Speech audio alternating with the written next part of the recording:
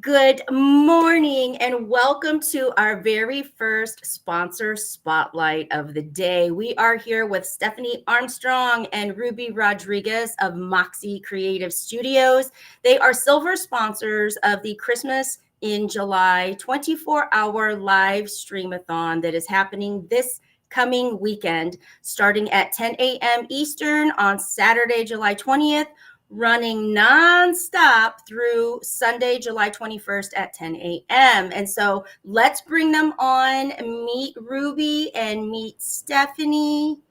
Good morning, ladies. Good morning. It is so great to have you here, and I am honored to have you and Moxie Creative Studios as silver sponsors this year for Christmas in July. First, why don't you tell our viewers where you're joining us from? Yeah, we are in Rochester, New York. Rochester, New York. Nice. And I'm in Indiana, so we're already like spreading out.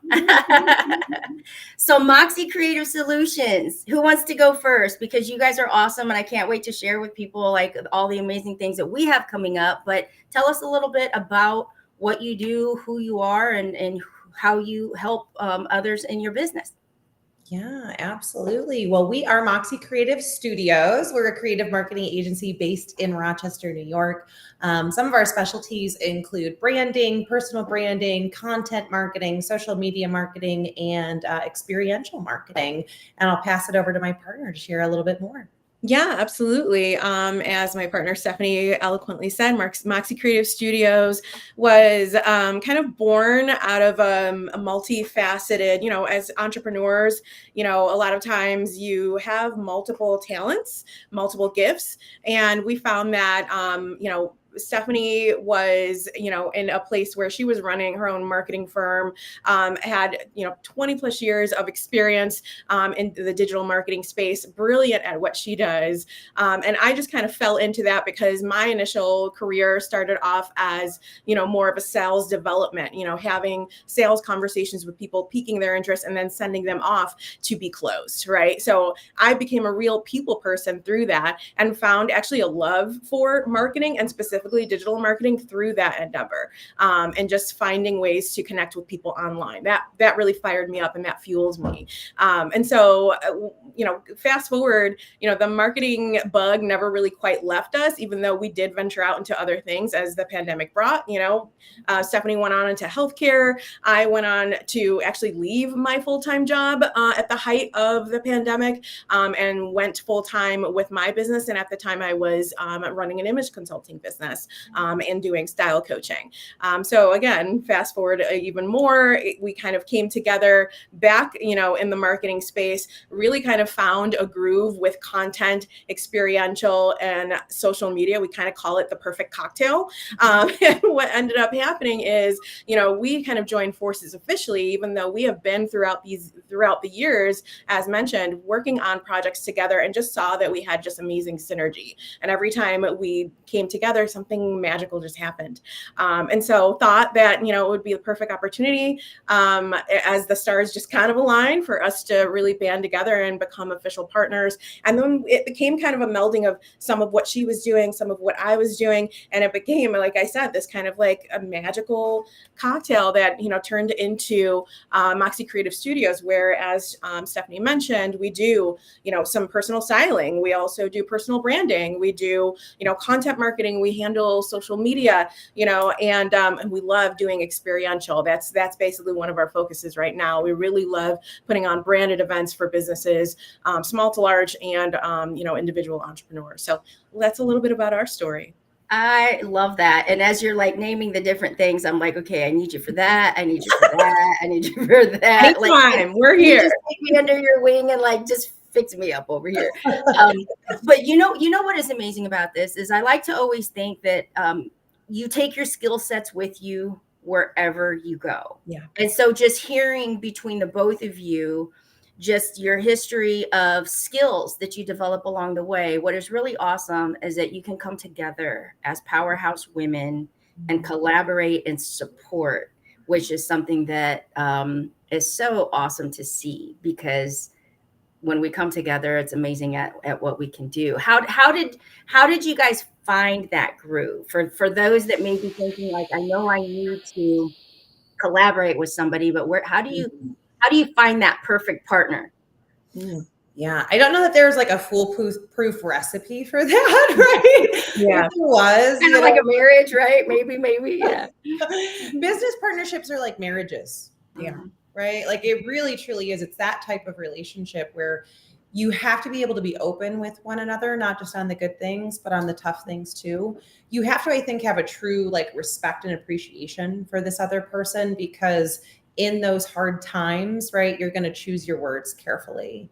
You're going to be very mindful of your approach to tough issues. And that's going to be really important in a business partnership, because being an entrepreneur is not very easy, right? Like, it's extremely challenging. If it was easier, more people would do it, right? They say only about 5% of the population has the personality for entrepreneurship. And of that 5%, only 1% actually go on to pursue it because of the challenges that come along with it. So if someone was like, hey, I want you to get married to this person, but I want you to know out of the gate that you're going to have the most extreme amount of challenges and hardships that you have ever experienced in your life on your journey with this person. Now, how would you choose that person, right? You have to know that what you're walking into is not a cakewalk. And it's going to be riddled with challenges. It's going to be riddled, with adversities that you're going to have to overcome. So the person that you choose to walk on that journey with you, I think first and foremost, you really have to have that interpersonal relationship.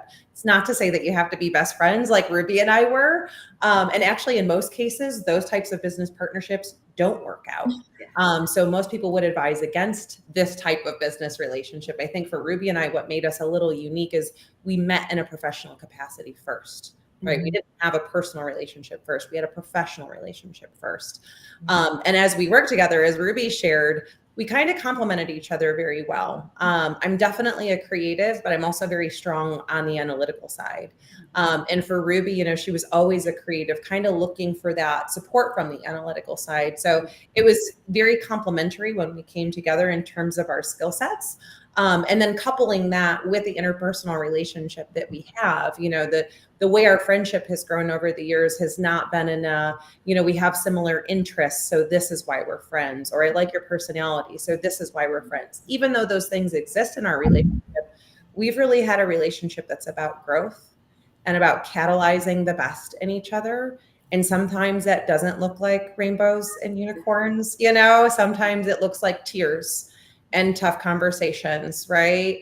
But that to us, like that's where we believe like the magic really happens, right? When we're helping each other transform and grow and constantly being that iron that sharpens that other iron.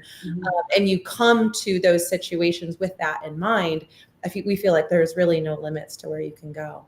I love that. It's those growing pains, right? Yeah. You got to find the one that can lock arms and just go through it with you. So if somebody were thinking like, oh my gosh, you ladies are awesome and my business needs some help, maybe somebody has an event coming up like I myself do, what's the best way for them to reach out, kind of get connected with you if they're looking for that level up that you can bring to businesses? Yeah, I'll let Ruby speak to that. Yeah, absolutely. There's a couple ways that you can reach out to us. To be quite honest, we live on social media, so DMing us always works. You can DM us at Moxie Creative Studios on Instagram. You can reach out to myself individually or Stephanie. She is at I am Stephanie Armstrong. I am at It's Me, Ruby Rodriguez. And you can always just email us, right? So Ruby at Moxie Creative Studios, Stephanie at Moxie Creative Studios. So a myriad of ways to reach out to us. We are very reachable, very available. Love that. Love that. And so this is your first year being in connection with the Christmas in July Streamathon. And that kind of came about through an event that you are pulling together these crazy visions in my mind. You're pulling together. We are going to be in Dallas, Texas this September for Surrender to Rise Live. And you guys have been amazing at helping pull that dream of mine into reality. And so that kind of brought the connection to Christmas in July. And so with you guys knowing the mission behind me really just wanting to spread hope and inspiration into the world, because gosh, we need some light and love to just be poured around the globe. What could you share? And I'll hear from each of you. What can you share to somebody that life is hard right now? You know, life is really hard for probably every single one of us in some capacity. What's a little word of wisdom or a little nugget that you could share to somebody that's kind of feeling low on that hope radar? What could you share with them today? It's so funny. I was thinking about this morning, and you kind of took some words out of my mouth. In terms of like thinking about the times that we're living in, they are extremely challenging, right? Like we've got major economic issues, we have major social cultural issues, we've got major international political issues. It can feel very heavy, right? It can feel very daunting. It can also feel, I think about like climate change issues, right? And some of the crazy weather we're experiencing. And some of these young folks who can't see a light at the end of the tunnel because it's not getting better. It's getting worse, right? So we're looking at a lot of, from my perspective, existential crises. And the first thing I would say is, it's very normal to feel overwhelmed. It can be very normal, given all the circumstance right now, to feel a little pessimistic from time to time, because there's a lot of challenges right now, and we haven't sorted them out yet. We're in the middle of it, right? We're still in the middle of it. We haven't found the solutions. And when you're in the middle of it, just like any other adversity, and you can't see where the solution is yet, and you can't see where it's going yet and how it's going to work out, it can feel very overwhelming. And one of the things that Ruby and I talk about that maybe isn't the most popular position in the world is we don't believe in toxic positivity. We believe it's okay to not be okay sometimes, right? And to not look for the silver lining, and just to say, you know what? The situation is really challenging. The situation is tough. It's wearing on me. My spirit is heavy. When we acknowledge that and give ourselves room to not be okay, it passes through, right? We process this much easier. We allow that energy to move. When we deny it, when we shove it down, when we constantly look for the next positive thing, the next silver lining to make ourselves feel better temporarily, we're blocking those emotions from being processed. So one of the things that we talk about a lot is allowing yourself to not be okay.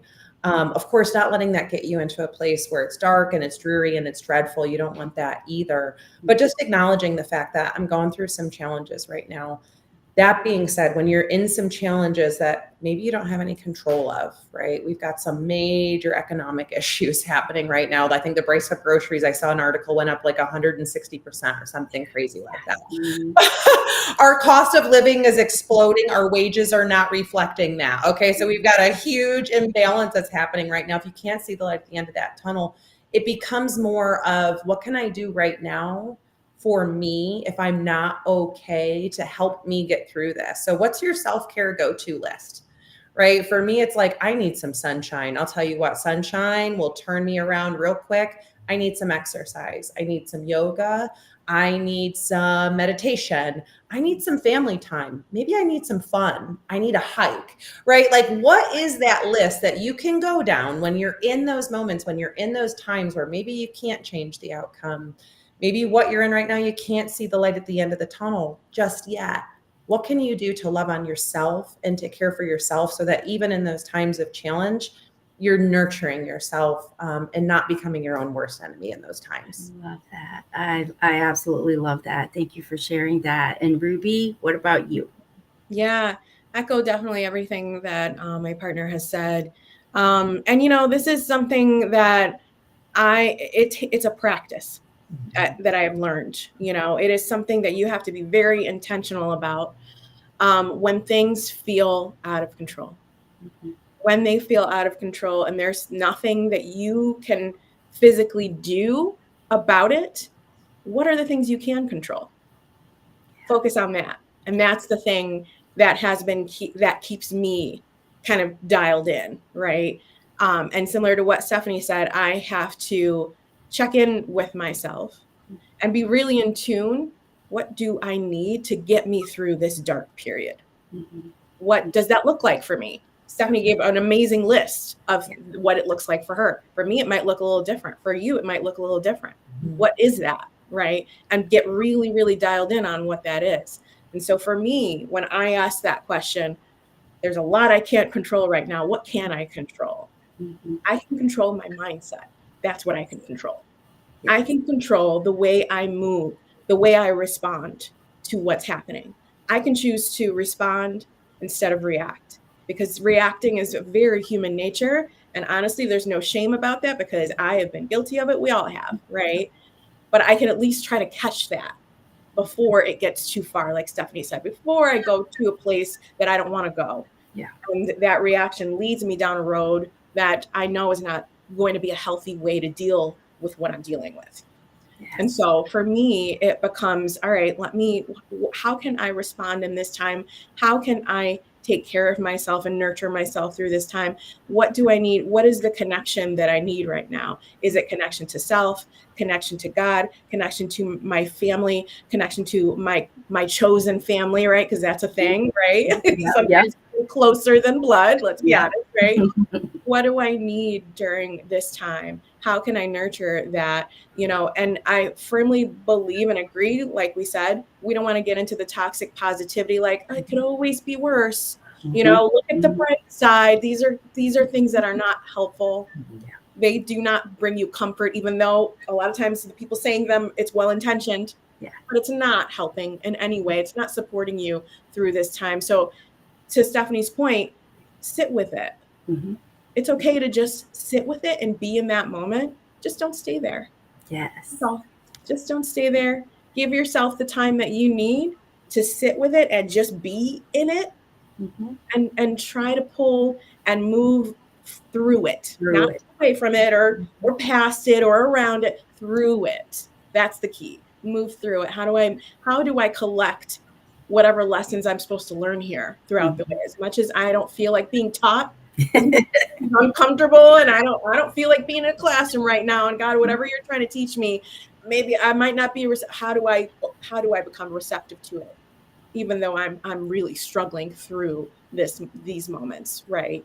Yeah, I love that. I mean, you guys, through both of you, it's like the permission to not be okay, and that's what we need to just allow ourselves. So that's a definite nugget for somebody to take with them today. And it's okay to not be okay, but what is it teaching me? What am I gaining through this? Yeah. So ladies, thank you so much for your support this year at making Christmas in July 24-hour live streamathon possible. And for those that have tuned in, connect with Stephanie Armstrong, Ruby Rodriguez, because they are a powerhouse duo team that is here to help your business, your brand, and maybe personal style. We'll see what. Absolutely. So thank you so much. And I appreciate you sharing your time with us this morning. And we will see you next time. Thank you, Elena. I thank you. Bye.